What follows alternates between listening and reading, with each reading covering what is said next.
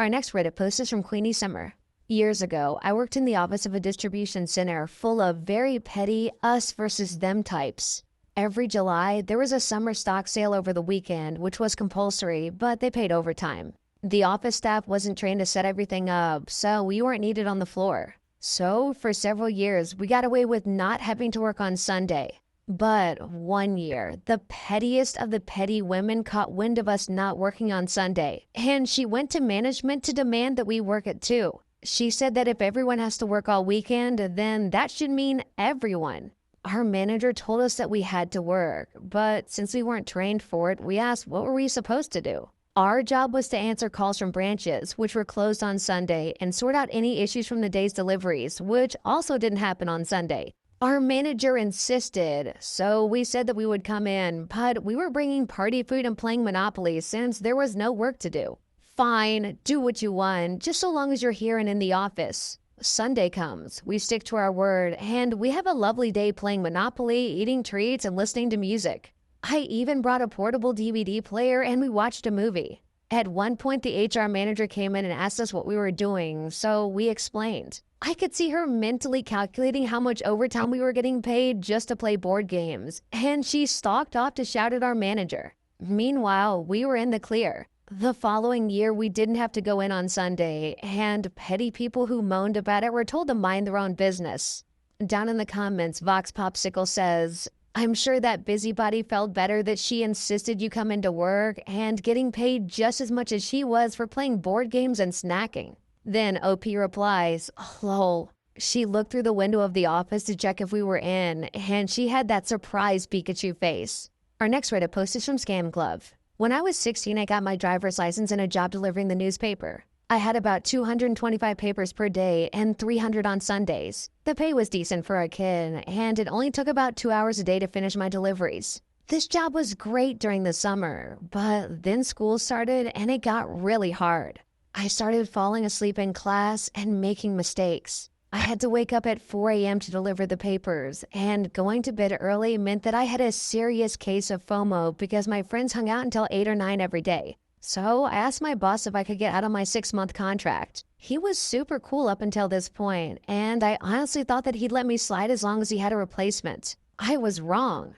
He treated me like a villain and gave me this whole speech about honoring our commitment and how I need to learn respect for myself. And if I backed out of the contract, then he'd come after me for a bunch of money and fees and penalties. Whatever, I only had 2 months left in my contract. My mom was super cool and would drive my route for me sometimes, and I went to bed earlier. About 2 weeks after the contract discussion with my boss, he stopped by my house to tell me about some changes with my route. Yeah, it'll be so great for the customer because instead of them getting their paper by 6 a.m., they'll get it by 5 a.m. So you should see an increase in happy customers. Oh, and you'll be getting a small raise because from now on, the paper won't be delivered to your house on a pallet. Instead, you'll drive to a town 15 minutes away and pick up your papers around 2 a.m.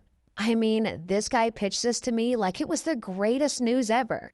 I reminded him that I'm in high school and I can't be waking up at 1 a.m. I told him there is no way that this is better for me. My boss kind of blew off my concerns, so I said, Boss, my contract says the papers will be delivered to my house no later than 4 a.m. and that it's my responsibility to deliver them by 6 a.m. That's what I agreed to, and that's what I'm going to do until my contract is up. He again blew me off and said, oh, yeah, no big deal. We'll get you a new contract with the changes, but the end date will be your original end date, so it's all good. Now, I'll admit that I'm not a super clever kid, but I began to see my way out. I said that I wasn't going to sign a new contract and that I'd recently been taught that it's important to honor the deals that we make and how important it was that I follow through with my commitments. My boss could hear the sarcasm dripping off my words, and he thought that he could power trip me into compliance. He got mad and threatened to fire me if I don't sign a new contract. I actually laughed at him and said, that'd be great. I was a bit of a turd to him at this point, and I told him that if the paper showed up on my driveway before 4 a.m., then I'd deliver them, but if not, then I would consider it a breach of contract, and I would have to terminate my relationship with the newspaper. My boss fired me, which put me in a great mood. It was actually my mom who was furious that they'd pull these changes on a high school kid trying to make an honest buck. I was just glad that I never had to deliver another paper. The only fallout that I witnessed was my boss being forced to deliver my routes. My super petty and hilarious response was to occasionally wake up early enough to watch him deliver our paper. I'd smile and wave and go back to bed laughing, lol. Honestly, OP, this guy was relying entirely on intimidation. Like, suppose you had broken the contract and he took you to court. How did he expect it to go? Your Honor, it's critically important that my underage employee wake up at 1 a.m. to do my work for me. I don't care if he's falling asleep and missing school. His work is more important. After all, you have to honor your commitments. Any judge in America would have laughed that guy out of the courtroom. Our next Reddit post is from Panthermal Underwear. I got my first part-time job in a cafe starting when I was 16 years old. As jobs go, it was pretty good. It was minimum wage, of course, but the owner was flexible with schedules, we got discounted food, and my coworkers were generally lovely people. The only issue that I had working there occurred when I turned 18. In my country, the UK, minimum wage is set at one level for 16 to 17-year-olds, but it rises by about 30% for 18-year-olds. We were always paid cash in hand weekly, so I knew that things weren't exactly kosher. But when my first pay envelope came after my 18th birthday, I was still surprised to not see my pay bump. Thinking it was an oversight, I informed the owner that I hadn't received my pay increase, but they just waved their hand and said, "Oh, no, minimum wage is discretionary," in this matter-of-fact way. Trust me, it is. I can't pay you anymore, but you're free to try your luck elsewhere. So that's exactly what I did. Me and my colleague, who had also just turned 18, found a new place paying more than double our current wage within a few weeks. The only issue with this new job was that I was asked to start with only a few days' notice on a weekend that I was scheduled to work. I called the owner to tell him I found a new role and I could work my other shifts, but not my weekend shift. My boss said the notice period was 2 weeks, to which I responded, "Oh, no, my notice period is discretionary." My boss did not like that and told me not to bother coming back. That was the last I heard of them until a few months later, when I received a letter informing me the government was investigating them on my behalf for unpaid wages. It turns out that a colleague that I told about minimum wage not being discretionary left and contacted the government. A couple of weeks later, I received my check from the owner in the mail, and I found out that within a few months, the cafe had to close and let all their staff go because of unpaid taxes. And all this happened just because they didn't want to pay me an extra £4.83 per hour. Down in the comments, we have this story from I'm a Stick. When I was 16 and working at a Togo's, my paycheck was short because I wasn't paid for my recent overtime. When I asked the owner about it, she explained that overtime was either over 8 hours a day or over 40 hours a week. And she, as the owner, got to pick which one applied. I gave her a very confused look, so she proceeded to explain that 30 years ago she worked at a job where they worked 3 shifts of 10 hours each. And she didn't get paid overtime because the owner had chosen 40 hours a week. She neglected to mention the job required them to sign a paper allowing the business to pay them that way. She rambled on for a good 5 minutes, all of it pure nonsense. When she saw that I was still confused, she asked condescendingly, "How can you possibly still be confused?" I replied with, "Because according to California state law," and she cut me off with, "Oh, we're going by the law now, are we?" I replied, "Yeah, aren't we?" She rolled her eyes and said that she would ask her lawyer. A few days later, I asked what he said, and she begrudgingly admitted that I was right. I expected to see the money on my next paycheck, but of course, it wasn't there. It took me a few weeks to muster up enough courage to demand that overtime money, but before I could, she died. So I decided to just drop it. It was only like $12 anyway.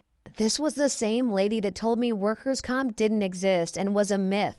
So I had better not go to the ER when I sliced my hand open and blood was running down my arm. I told her I broke my nose at my last job, and wouldn't you know it, everything was paid for because, gasp, workers' comp does exist. She said that was different. I really did hate her.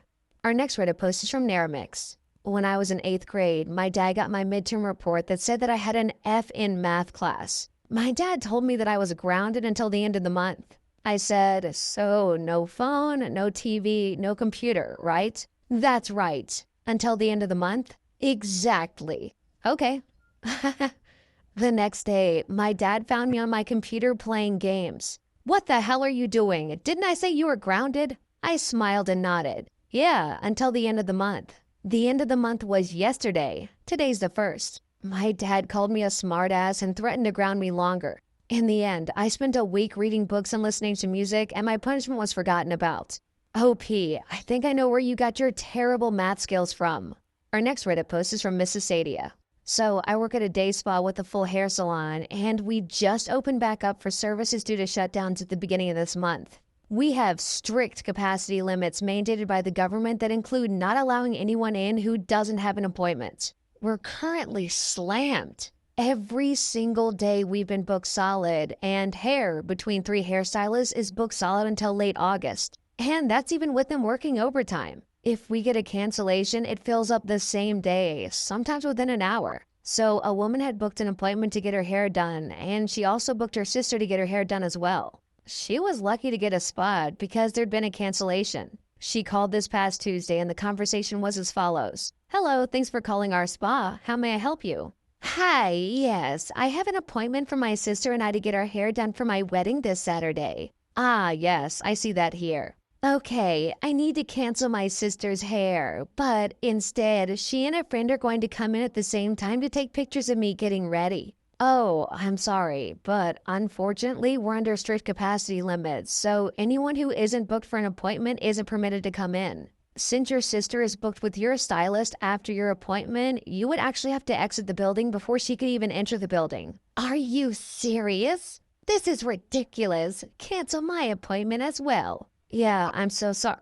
She hung up on me. So I canceled her appointment and I wrote lots of notes and made sure the rest of the desk staff as well as the owners and the stylists were aware of the situation.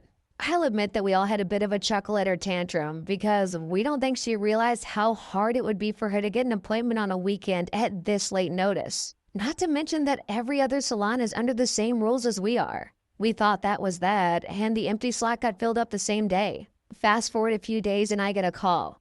Hi, do you have any appointments this Saturday for a bridal updo? I'm so sorry, but we're booked solid for Saturday.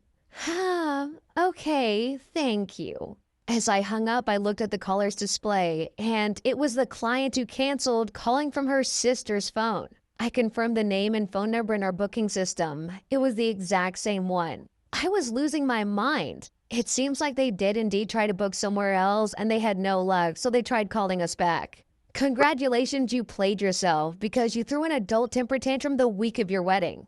Down in the comments, we have this story from Thousand Trees. A lady in my knitting group owns a salon, and some of the stories she's told us about things customers say to her staff are out of this world. One of my favorites is the clients who can't possibly wear a mask for health reasons. Then they get told that if that's the case, then the only time they can come in is before opening or after closing, because they have to be the only client to reduce potential exposure. That means these clients have to come in either before 7 a.m. or after 9 p.m. It turns out that most of these people can wear a mask after all. I love how these anti-maskers are like, this is my God-given right to not wear a mask and no one will infringe it. But if my principles slightly inconvenience me, then really it's not that big of a deal. That was r/MaliciousCompliance, and if you like this content, check out my Patreon where I publish extra episodes. Also, hit that subscribe button because I put out new Reddit videos every single day.